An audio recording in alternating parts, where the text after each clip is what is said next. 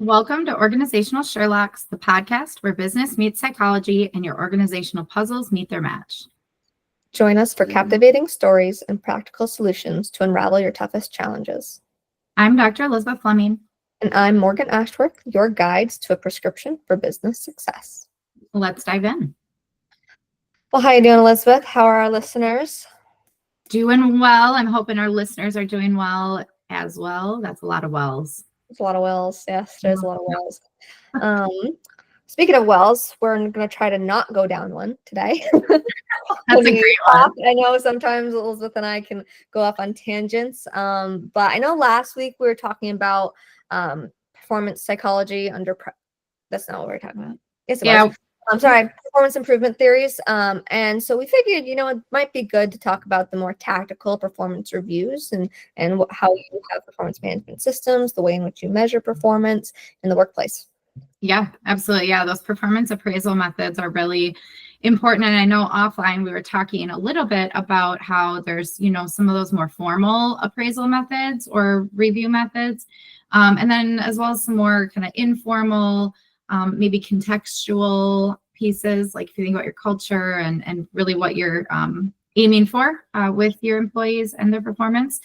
So I think maybe we just kind of integrate both. Let's talk about some of the more widely used approaches that are more formal and kind of, build in how those contextual ones might affect it. Yeah. Dive into some of those informal too.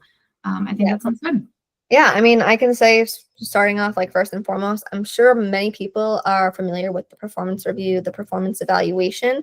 It is a more formal method in an organizational setting. So, for example, your company might do performance evaluations once in the year. They might do it on your anniversary date. They might do it a couple times a year. But I would argue that about 99% do it at least once a year. Yeah. So within those performance reviews, usually you're getting rated on how well you fill in your job description, how well you match your goals that have been set, how well you're matching, especially this one, performance competencies.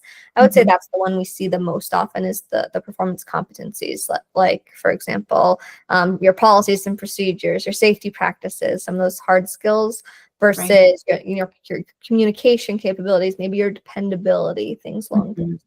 Interpersonal functioning, I think, like how well, you interact with the people around you, I think can be part of it too. There's a lot of different ways, but I do like that you said, most companies, I would argue, do at least the once a year kind of annual review. But I've definitely worked with companies or worked for companies that do more kind of, like review light, if you will, on like a quarterly basis. Let's go over all of it. And then it's more of a heavy hitting thing during the annual. Yeah, I was going to say sometimes the annual is like the more formalized process. And though it's still a formal process and being an integrated process, the quarterlies aren't as formal. They don't take 2 hours to write and an hour to give. They take maybe a half hour, and it's more of a touch base than it is a true overall review. At my company, we're trying to practice, utilizing goal setting and bringing them in for a goal setting conversation, which is going to be live updated based off of the annual review goals and any new ones that have come up. So, definitely there's the more formalized approach with the performance competencies, aka skill sets. It really is skill sets that people have or traits that they need to partake in. Typically, those are measured on a 1 to 5 basis. Non-existent, needs improvement, meets expectations, exceeds, or outstanding. Those are the most common 1 through 5. But then you have goals too, and usually a development plan and a summary. And that development plan, those goals together, allows you to have more formalized, more regular review processes, like in the quarterly goal review sessions. Yeah. Well, your example of 1 through 5 is actually one of those more formal methods. And one that I see used very frequently. And the kind of, if you want to think about it from the IO psychology realm, it's the terminology for that is a behaviorally anchored rating scale. So it's that method, like you talked about, that blends both the qualitative behavior, like what are you seeing, like, you know, what are the goals, what is the conversation, but also with more quantitative ratings. And so really, when I think about behaviorally anchored rating scales, bars for short, because that's a lot to say, so we'll go with bars. Really the goal behind them and what they're designed to do is to reduce ambiguity, right? And to kind of reduce that subjectivity that tends to happen in more traditional performance reviews, because you're really tying it to those specific behaviors that you need to see, you know, in whatever group that you're looking at, say customer service or problem solving or client engagement or whatever those domains are. You have some behavior that you're looking to see, and you get to rank them as like how well they're doing in that area. Yeah. And I would say that also, yes, it reduces the ambiguity and it increases the objectivity of it. So, you know, it's not so biased in a way. You know, bias is still possible, and It's I know still we're going to present, yeah. that at some point. But when it comes to those scales, it helps with ensuring fairness across how you're reviewing people. So, you know, everyone on that team's being rated with the same performance competencies with the same scale, and you can actually more easily compare people. Okay, who is performing better than others? You know, maybe we can get some sort of here's an informal one. Here's some sort of like buddy system we can do, because this person has a higher skill set here. This person has a higher skill set here. Maybe if they collaborate, they can do a little bit better on either side. And then, you know, having those touch bases being a more informal way to handle some of that. I would also argue that the 1 through 5 rating scale that we often see that is used within you know, the raises that you give to employees. So, you know, if you get a 1, maybe you don't get a raise, maybe you get a 1% raise, who knows? Versus like a 3, you're going to hit maybe a 3 to 4% raise. Obviously, it depends on each and every company's budget, but budgetarily, the company can determine, okay, well, on average, we get this many 4s, this many 5s, this many 3s, this many 2s, yada, yada. So based off of that, in past year and like in the overall of past years, we know that this needs to be our budget for raises in the new year. Yeah. So, I mean, yeah, I like that, because it's the benefit is not just to the individual, although it is, right? Because when you use behaviorally anchored scales, you are able to provide very concrete feedback. You received a 2 in this area. We need to improve this. It's a lot more concrete. So there's the individual benefit, but there is the organizational benefit too. So when you think about data analysis, right? And like you said, taking the totality of all the ratings in a particular group and understanding where that is, you know, if everyone in that group is consistently getting 4s and 5s, let's say we're using a scale of 1 to 5, 5 being the best, right? Everyone's getting 4 to 5s. Then the question in my mind becomes, where do we raise the bar? Like, how do we make it better? Like, how, you know, how does that improvement, performance expectations, how do we raise the bar so that we get to continue growing, if that makes sense? Yeah, no, I completely agree. I mean, we have one innovation that we look into for a majority of our individuals. You know, innovation's a core value of ours, so we tend to talk about it. And I would say that there are a solid amount of people that are hitting a 4 or 5, but there's plenty of people that are also hitting a 2, because it depends on where the person is in the organization, how likely they are to give suggestions. And so, you know, we'd like to raise the bar. And I would argue that this year we did raise the bar when it comes to innovation, like saying we really want those suggestions, we want process improvements, but we kind of added an extra where we're like, well, your process improvement should either make the company money or save the company money. Absolutely. Yeah, that's that organizational benefit. Yeah. So again, organizational benefit. And then if you're exceeding expectations there, not only are you saving or making the company money, but that money that the company now has in their pocket goes back to the team members, right? Sure.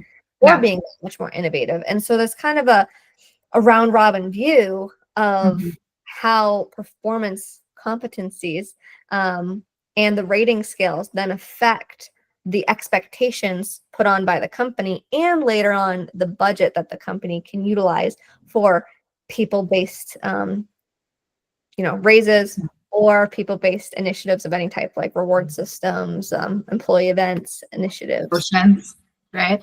Yeah. Things. Yes. All of it. I mean, I think, obviously we're talking about a lot of like the benefits with it. I mean, there are some downsides with it too. I mean, we know that people are not, one way, like everyone is very unique. So there can be some rigidity in using scales like this, right? Because it doesn't take into account necessarily all of the context and the life performance of the person, right? So in essence, just kind of saying like how we perform doesn't always fit neatly into buckets or into anchors. Yeah. So there's pros and cons with it. But I do think it's a really common way to measure performance.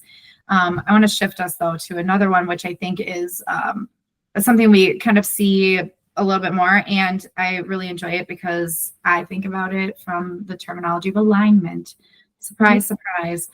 There should be like a game that our listeners play for the number of times I say alignment. I'm worried what kind of game they're going to create. Well, that's fair, but I don't know. It could be fun. Anyway, so the next one that I kind of think about, again, pretty widely used, is management by objectives. This is one I know you have a goal or an example for, because I know your company uses the SMART goal format, right? Mm-hmm. And so it's really in this kind of model, it's not necessarily the behavioral anchors that you're looking at. You're looking at, did you obtain your goal? Mm-hmm. Right. So it's not about behaviors or traits. It's about it's about your goal. To what level did you achieve it? Were you able to achieve it fully? Sometimes goals are more generalized. Sometimes they are very specific. So a very specific goal, usually it's like either you achieve it or not. And that's why SMART goals are really important. But then sometimes there's a more flexible goal where it's almost in that way, a flexible goal I usually would argue is like a self-development need for the person. And so it's all on them. And so it's not something you can necessarily like hold them accountable to, if that makes sense. And so those goals might have like 50% or 70% progress towards them. And, maybe sometimes those specific goals, they just need more time to achieve it. And so then again, you have that progress-based rating. Mm-hmm. So luckily within our performance reviews, we already have goal setting in there. But I do feel like it's important to understand what has happened to goal, what hasn't happened into the goal, and then maybe connecting them to those competencies. Like, okay, so you have this goal for this coming year. Well, that means these competencies are coming in this year. So guess what? Next year, you're getting reviewed on new skill sets. Yeah. Well, and I think that's a good point. I would say that for companies who do use like the management by objectives kind of performance rating, my argument and my recommendation more than anything to them is that I would do more regular check-ins, right? Because if we do have these really large, broad goals and we say in a year, I'm going to do this, that's great. But what are you going to do in the 3 months? In 3-month chunks, like what are the smaller objectives that will help you achieve that larger goal? Because we do know and I think we talked about this in our last episode too, but if we have poorly constructed goals or they're, too narrowly focused or something like that, it can really distort the performance, right? Mm-hmm. If they're too broad, we can say, well, you're not making progress to it. There's some of that subjectivity that comes in, of course. You're not making progress. But did we define the goal in a way that was realistic? Because if it's not, then and I would even say when you use when you use like the goal-based measurements, so when you use things like that too, it's usually project-based in the organization. And so when it's like getting certain responsibilities done, if you have like a project that you're working on, that project might only take 3 weeks or a month or 2 months. And so you don't want to discount that from the work they're doing, and you want to be able to include that in their, reviews, in their performance management. But it's only 2 months, so you can't tell them, okay, do this, and then review them on it a year later, right? You have to kind of touch base with them partway through, and then at the end of it to see if it was successful. I have a prime example. You're probably going to laugh, but it's the integration of a new performance management system. Absolutely. So our HR assistant was in charge of setting up all of the people all of the like supervisors within it, making sure that the endorsers were correct. So an endorser is someone that checks the review after the appraiser, the supervisor that's on the floor with the staff, writes it.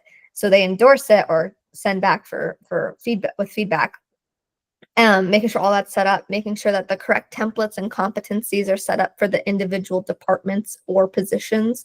And so that was a goal of theirs, and they had 2 months to do it. Mm-hmm. We touched base a month through. We touched base at the very end, and progress was marked as 100%. It was checked off. It was achieved, which was amazing. But it still was included in the performance review a year later because it was one of the major goals for that person within that year. It was a 2-month project. Yeah, I like that. I mean, and honestly, I think that's where that documentation, we say this all the time, but that's where that documentation comes in, because it can be hard to remember what happened 8 months ago. And so if you have those regular check-ins, you write something down, put it in the employee file or whatever, whatever your organizing system is, to then be able to go back and say, hey, let's look at our past conversations and let's kind of bring it all together into that final review, I think can be really powerful and really important. So yeah, I don't know. Those are two that I think of. And from a more formal perspective, I know, we've talked about it in previous episodes, so maybe we don't want to get too in depth with like the idea of 360-degree feedback, but I will say that, we talked in the last episode about feedback, like the feedback theory, and how it's most effective when feedback happens right away. And so that I would say is really important from a performance management perspective, especially if you are a leader who's working to help people achieve their goals. And you need to have immediate feedback is super important. We would recommend that you go back to episode 10 with our guest, Janet, because we talked about 360-degree assessments, something that she does specialize in. So I would recommend you go back because it's yet another type of formalized review, but it adds more contextual pieces to it. I feel that context is important no matter what. So you can have an objective measure plus subjective context. That is really important. We talked about how you're trying to take the personal out, but sometimes the personal needs to be discussed. So, you can objectively measure the person on how they're doing, but subjectively know what happened, what's good, what's not. I mean, I can give an example. I gave an employee a 3 on a performance review, which meets expectations, but I gave him a 3. Let's say I'm just going to give an example. Let's say it's communication. Okay, communication in general. The employee does a really good job touching base with people, writing, like in written communications, emails, chats, all the like. But the employee is not available for phone calls 50% of the time. The person needs to be more available for phone calls and verbal communication. And so that's kind of an example of technically she meets expectations. She would actually exceed expectations when it comes to her written communication, but her phone still needs a little improvement. And so because of her verbal communication, because of that, she hits the 3, not the 4 mark. Had she had her verbal communication as good as her written, she would hit the 4 mark right. So I guess that's an example. But last episode we did talk about trying to take the personal out. And, Elizabeth, I think you're going to get a kick out of this. I'm putting myself on the spot here. You have no idea what I'm bringing up either, though. I sent an email to our team because we have an HR manager starting soon, which we're really excited about. But I wanted to kind of reemphasize the purpose of HR as a support for the people and for the individual team members in our company. Because sometimes, when you get mad at a situation or the policy, which is objective in nature, you lash out. And it's not something that's necessarily okay. So I put a note in my email. I'm just going to read one of them. It's when HR enforces policies or requests documentation, it's not a personal judgment or reflection of your character. It's an objective part of running a business, and at times a requirement of employment law or governmental regulations. It's not about singling anyone out. It's about protecting people, protecting you, and protecting the organization as a whole to ensure there is a fairness and willingness to collaborate across the board. So yeah, so that was one line out of a not a lengthy email, but a longer email. But it's all about objectivity and documentation with objective measures, despite the subjective context with it, is so, so helpful. So, I mean, in summary, for me, this conversation is all about, those performance reviews. There's the 1 through 5 measure that we often see, but goal-based review more often, quarterly especially, is helpful. And I would argue that leaders should actually review those goals even more often for their team, even if they're not having the conversation with their team. I agree. I mean, I think it helps leaders too to be able to kind of tailor the experiences they curate for their teams when they know what they're all kind of doing. And I will say, as we wrap up this episode, and maybe this is a conversation we have in the future, is that with all performance management, one of the most critical pieces is that we train our managers and our leaders on how to actually conduct these performance reviews.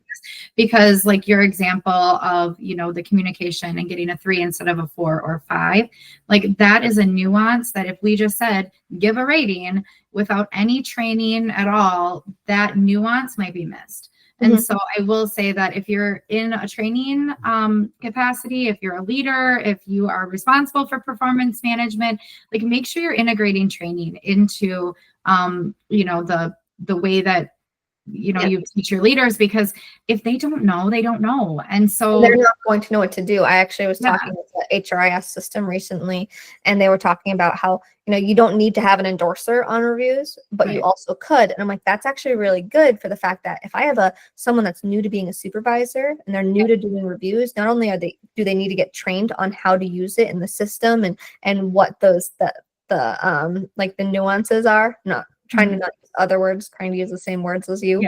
But they also their work needs to be checked. Because we have to coach and support them. Well, it's feedback for them too. Exactly. It's the growth of them. And maybe the ability to give performance reviews will be on their performance review at the end of the year. Exactly.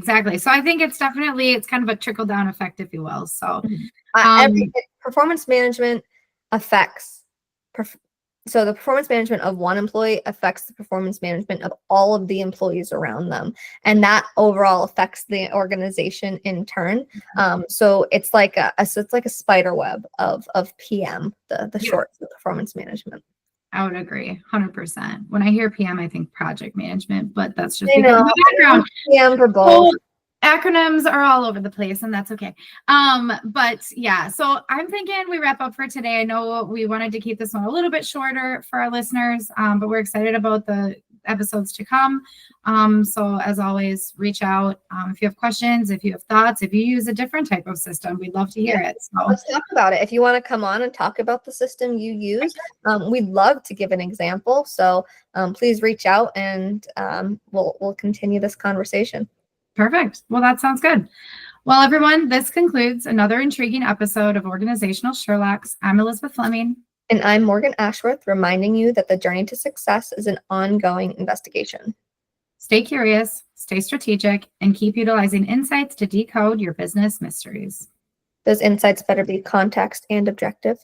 Join us every Tuesday for your next Whodunit. This is Organizational Sherlocks, closing today's case.